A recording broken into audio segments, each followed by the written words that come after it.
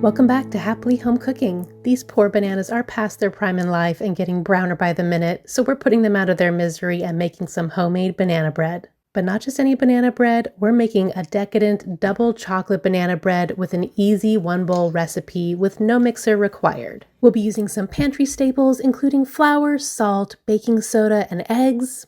We'll also talk about different sugars or alternative sweeteners you can use for this recipe, avocado oil and Greek yogurt to keep our bread moist, and vanilla, espresso powder, cocoa powder, and chocolate chips for the best chocolatey flavor. So come hang out in the kitchen with us and let's get to baking some of this double chocolate banana bread. First things first, we'll preheat our oven to 350 degrees, then grab a large bowl to mix up our banana bread batter. We'll start with peeling and mashing 3 of our overripe bananas. I personally like eating bananas fresh when they're still a tiny bit green at the top, but once they get any brown spots, I will only use them for banana bread or freeze them to use in smoothies and protein shakes. You can use a fork for mashing these if you want. I like to use a potato masher, and I'm going to mash these up into a nice smooth consistency, almost like applesauce.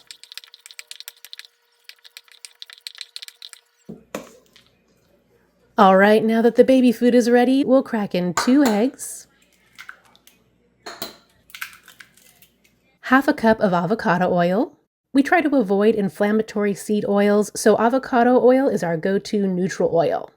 And we prefer it in breads over butter for a nice moist final product. Also, to help keep our bread nice and moist, we're adding a 1/4 cup of plain Greek yogurt.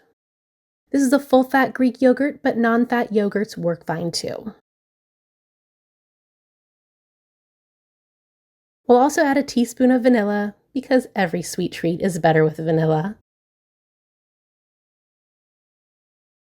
Now to sweeten this bread, you can of course use regular granulated sugar that works great in this recipe. But today we're going to experiment a little bit with this erythritol monkfruit blend. It's granulated and can be measured just like sugar, but it's a naturally derived 0-calorie, 0-sugar sweetener. So if you're trying to cut down your sugar consumption, but also don't want to be using artificial sweeteners, this can be a great option. I've used this in drinks before, but this is my first time baking with it, so we're going to try it out and substitute it for half of our sugar. And we'll see how it compares to using all real sugar, and we'll let you know how it turns out. This recipe needs 1 cup of the granulated sweetener of your choice, so we're adding half a cup of sugar and half a cup of our erythritol monkfruit blend.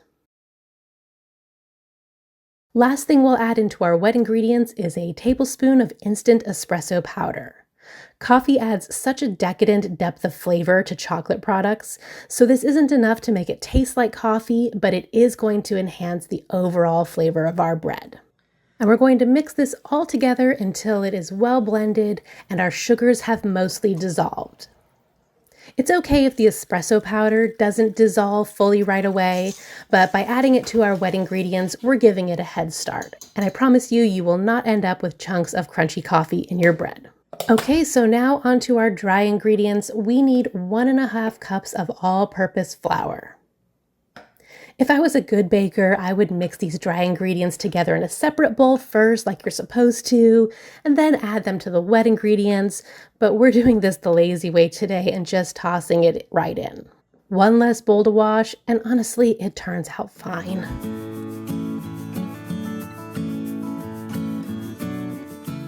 We'll also add half a teaspoon of sea salt,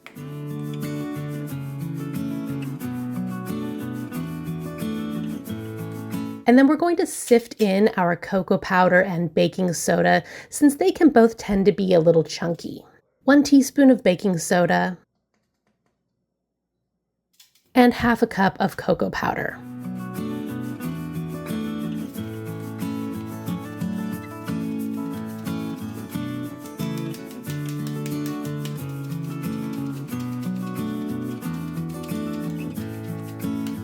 Then we'll gently mix these dry ingredients into the wet until they are just incorporated.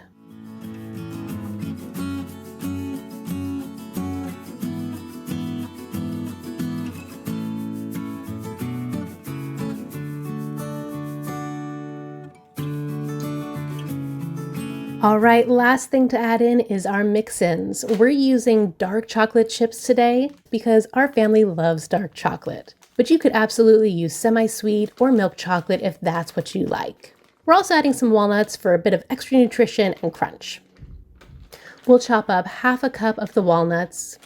And if you don't want to bother getting out a cutting board and chopping, you can even just break these apart by hand. Walnuts are actually quite soft. I'm going to chop mine today because I want them on the fine side.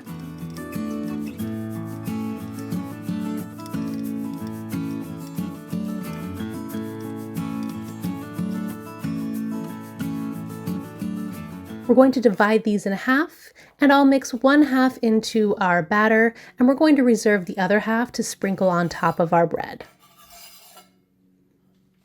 And we'll do the same for the chocolate chips. I'm using 1 cup of chocolate chips, adding half into the batter and saving the other half to sprinkle on top.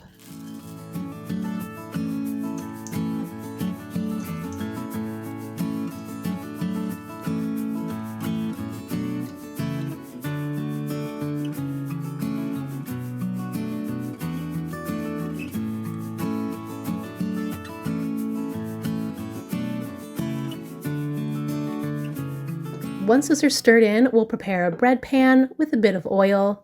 I'm just using the same avocado oil we used earlier and a basting brush to spread it around and coat our pan.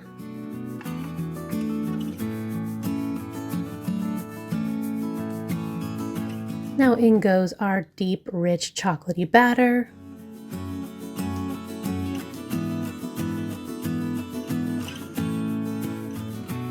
And last thing before it goes into the oven, we're going to top it with our reserved walnuts and chocolate chips.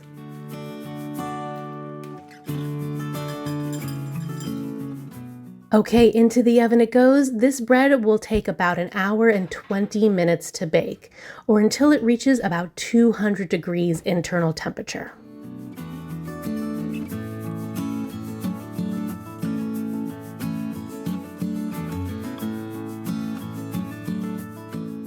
This looks and smells like heaven. Let's check the temperature just to be sure it's done. Yep, 196, and it'll keep rising. That's perfect. We'll pull this out and let it stay in the pan about 20 minutes before we remove it. This is the most moist, perfectly sweet, decadent banana bread. I am such a chocolate lover. Chocolate cake is my absolute favorite, so this banana bread is my jam. Now, how did it taste with our erythritol monkfruit sweetener substitution? When I tasted this, I honestly forgot I had even used it. I could not tell any difference from using all regular sugar. I was actually really surprised. So the experiment was a success. I will definitely use it again in more baking recipes. If you want to see more of the goodies we're cooking up, make sure to subscribe to our channel and click the notification bell so you'll know when we upload more easy to make deliciousness. Thanks so much for watching. Have a beautiful day and happy home cooking!